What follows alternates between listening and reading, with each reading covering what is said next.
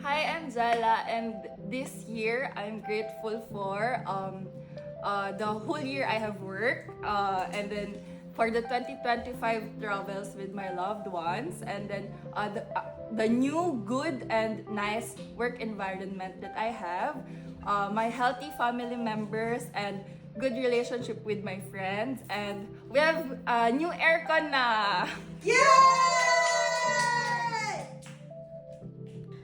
Hi, I'm Joyce, and this year I'm grateful kasi naka more than a year ako sa work. Hi, I'm Ariad. This year, I am grateful for surviving all the challenges and learning for all unsolicited learnings.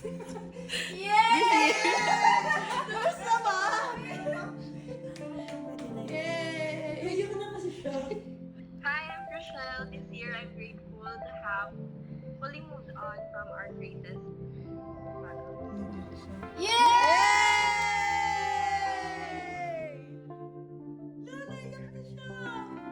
Hi, I'm Gla, and this year I am grateful for. I am grateful because I was able to travel to a lot of different places, and I was able to meet the OT7 of BTS. Hi, I'm Bonnet, and I am grateful for natapos na yung car. And then I am grateful for my life because I chose to live. And then praise God, I came back to the Lord.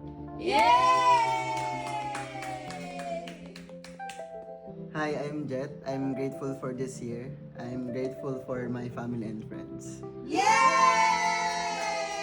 Hello, I'm Daniel at ayun, grateful ako ngayon kasi yung kasama ko kayo lahat ngayon.